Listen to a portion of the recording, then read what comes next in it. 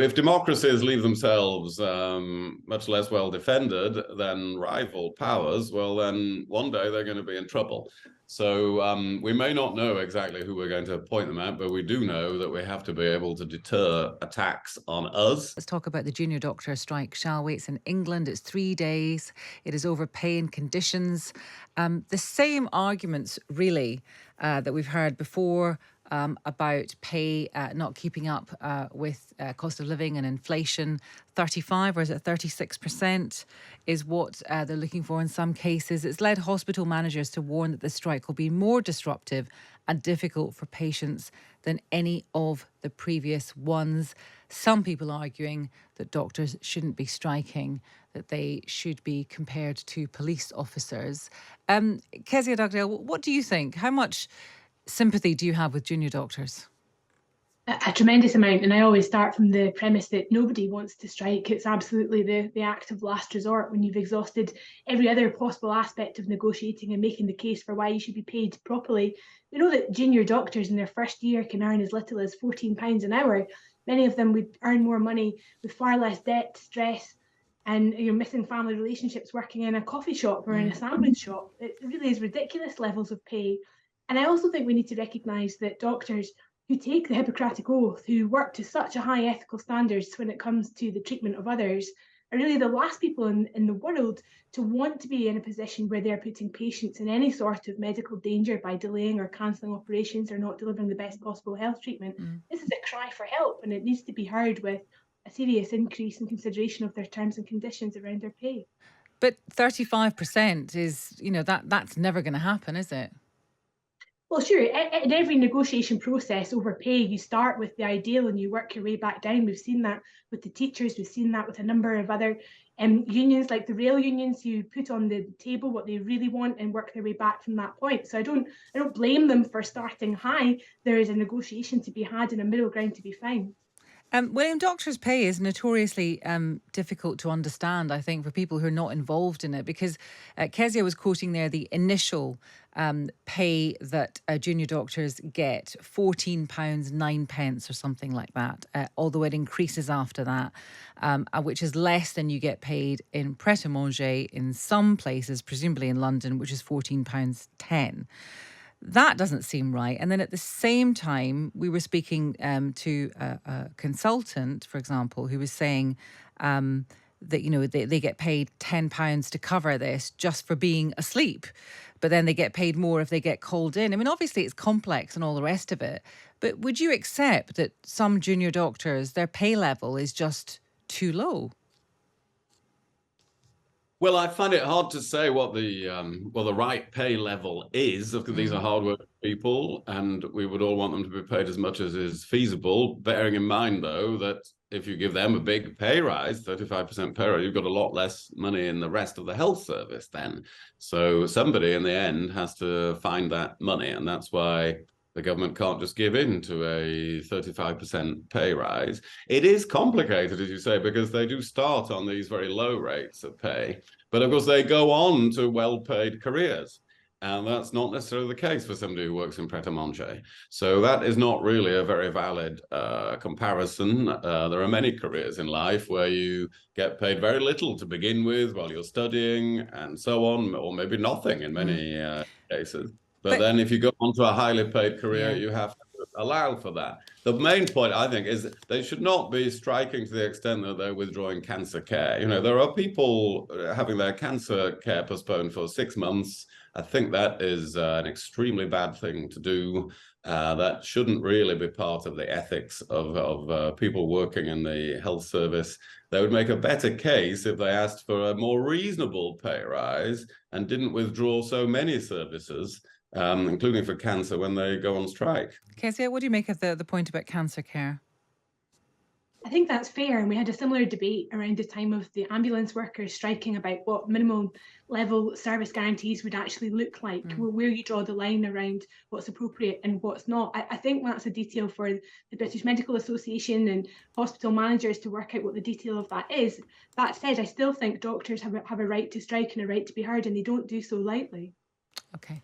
Let's talk about AUKUS, not a whale.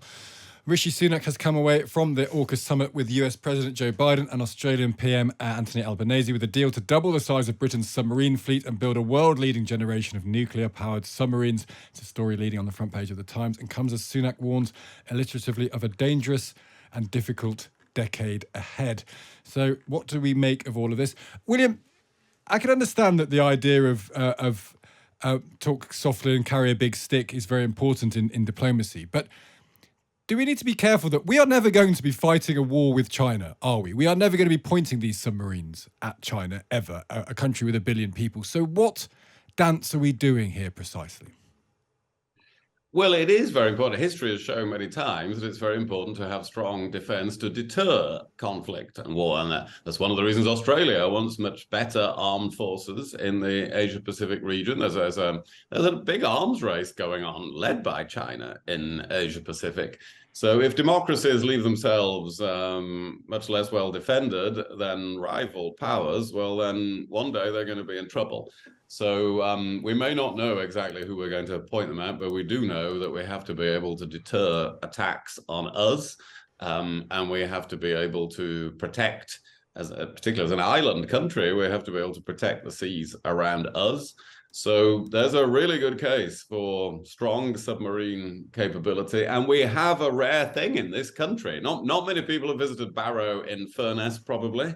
But if you go there, you will find this vast and impressive nuclear submarine building capability in Britain that is very rare in the world, and that will benefit a lot, thousands of jobs there and in Derby from this deal with the Australians and the Americans. Well, Dominic O'Connell saying now's a good time to buy a house in Barrow and Furness, and you better rent it out to an Australian in 5 years to come.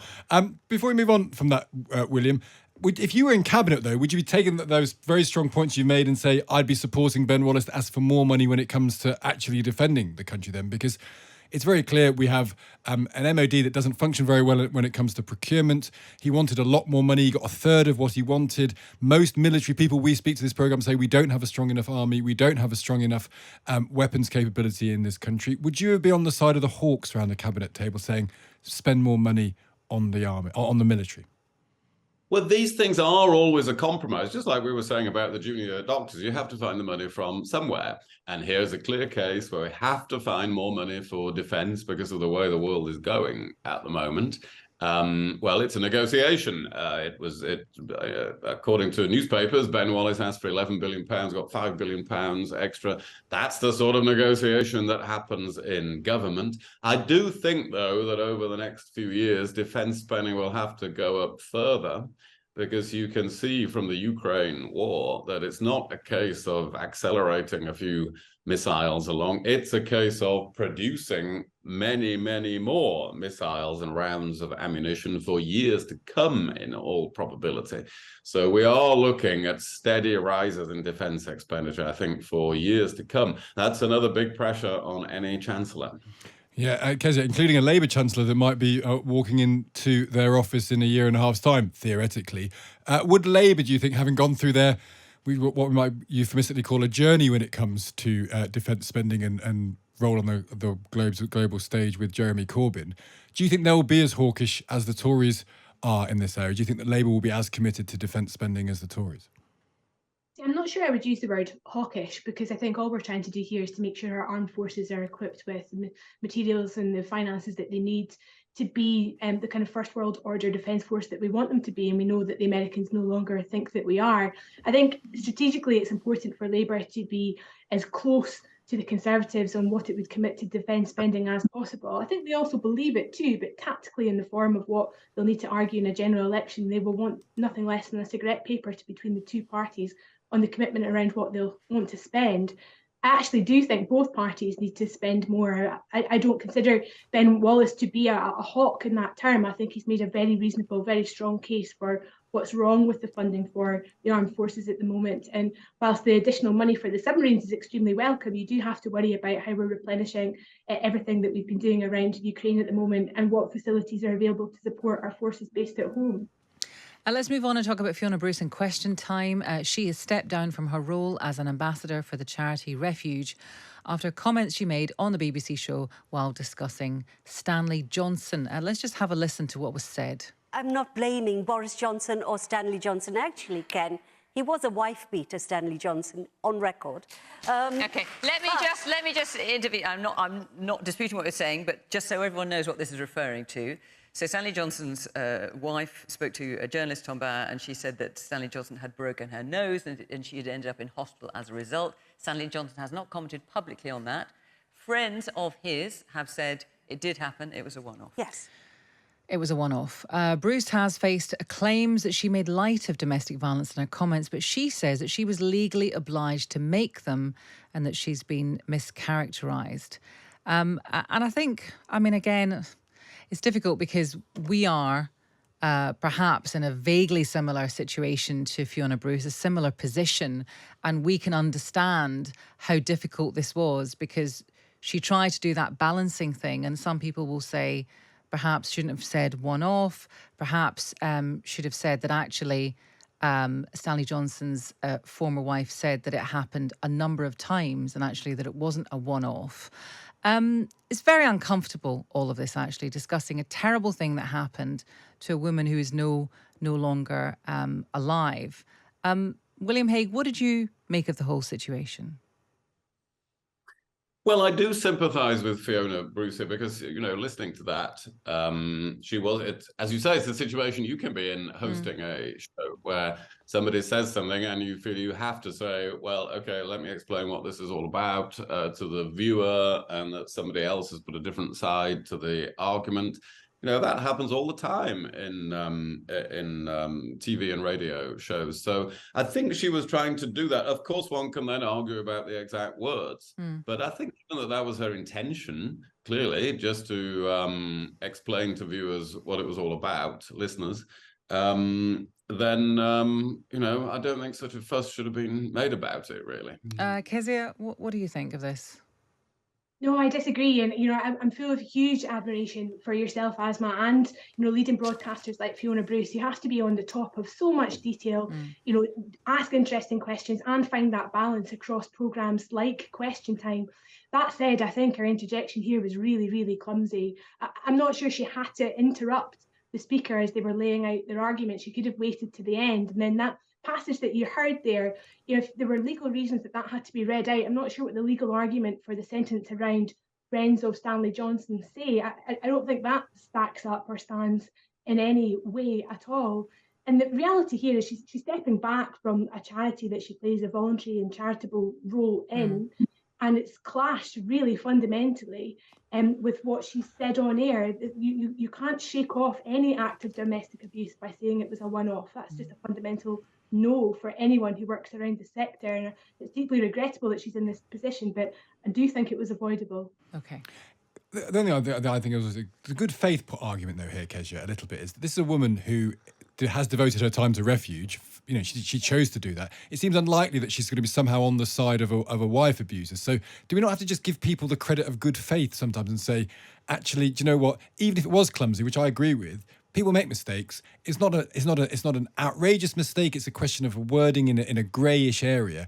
Can you not to have to step aside from your charitable function and to have to suffer all the people throwing brickbats at her for being some sort of Tory stooge as a result of it? It seems to completely ignore the fact that this would only have taken place in good faith. It strikes me, Kezia. I think within the walls of a charity like Refuge, they can no longer be in a reputational position where they have to defend what Fiona Bruce has said because of what they stand for. I'm on the board of Shelter. If I came on the radio in the morning and some said some people are deliberately homeless or some people choose to sleep rough, then I think the people that I work with in Shelter wouldn't want me to be associated with their work anymore. So I do understand what you're saying, but I just think in the world that we live in just now that's so binary, so toxic and so heated, I think it's right for Refuge to do what they've done and say to Fiona Bruce, I'm really sorry, but our reputation is damaged now by our association with you. We appreciate you didn't mean it, but for the time being, we cannot carry you with us in the light of what you have said. Interesting stuff. Let's finish on Mediterranean diet. Cancer patients should follow a Mediterranean diet to increase their chance of survival. Eating lots of vegetables, olive oil and oily fish was found to improve the success of immunotherapy treatment in patients with advanced skin cancer. This doesn't necessarily surprise many people. William Hague, you're a healthy man, aren't you? He's a clean eater. He's a clean eater, drinks a little bit, but we can forgive him that. He's always on his Peloton, no doubt WhatsApping Rishi as he goes along with it, both on the Peloton together. Do you think we should follow a more Mediterranean diet? It's very difficult in this country where we can't get any tomatoes, for example. Yes, I do think we should do that, and you're quite right about that. I've taken the note of what you said about drinking, but remember, good wine is also part of the Mediterranean diet. Yeah, that's true. And no, I'm a big fan of that, and you can get to. I grow tomatoes in Wales, and then we're still using them from last autumn, the ones that we've frozen. Really? So Wales is the new Mediterranean, basically. I am having a Mediterranean diet from my garden in Wales to a large extent, with berries, with fruits, with nuts, and so on. I strongly recommend it. I feel great. Kezia, you're from the land which is, let's put it charitably, not necessarily known for its Mediterranean diet, Scotland. Oh, no, we're not going to take that, are we, Kezia? I know this is radio stay, but I'm just showing you my actual tomato plants right here. Oh, go on. Oh, yeah, there they are. They're so weeny. They're so sad looking, Kezia. I know, it's early, but look, I'd eat an awful lot more fish if I didn't do this programme every Tuesday morning, because at 9:25, the fish van comes up my street, beats its horn, we're sorry. forlornly looks at my house and then drives away again. You have a fish van? You for my poor diet. Okay, next time it comes, can you maybe just take your phone with you and order some fish live on the air? We can discuss the benefits of it. We can do that. We can talk to Jodie. Jodie, the fish lady. Do you think, on a serious point, that we talk about a lot about people having to take responsibility for their diet where they can, and obviously not everyone is in much of a position to do it all the time, but there is something in this, isn't it, that the more we can do on our diet, the less ill we'll be, the less damage to the NHS, the more they can pay doctors and so on and so on. Sure, if you have the choice, if you have the ability to choose to eat better foods. But we do have to accept that's not an option to some people that don't live within the vicinity of a supermarket, that don't have the means to buy fresh fruit and vegetables. But for those of us that do, we are reducing the strain on the NHS by making better choices. Yeah, I think we can all agree on that. Maybe, are we allowing William to say red wine's healthy in that regard? Well, it's healthy this week. Who knows tomorrow? Who knows next week? There'll be a newspaper article saying... You might have to make a corrective statement, a clarification. Yes, we may. I think I was only referring to moderate quantities, of course. Everyone's moderate is different. What's your moderate, William? Well, more than a glass, but less than a bottle. That's a good Yes, motto. Another grey area. Yeah, I think another motto for life, that, isn't it? William Hague, moderate drinker. Thank you very much. And Kezia Dugdale, irregular fish eater. Thank you for joining our leaders panel this morning. And if you like that, you can listen to us. We're Stig and Asthma. Have you forgotten? Well done. Every Monday to Thursday on Times Radio Breakfast.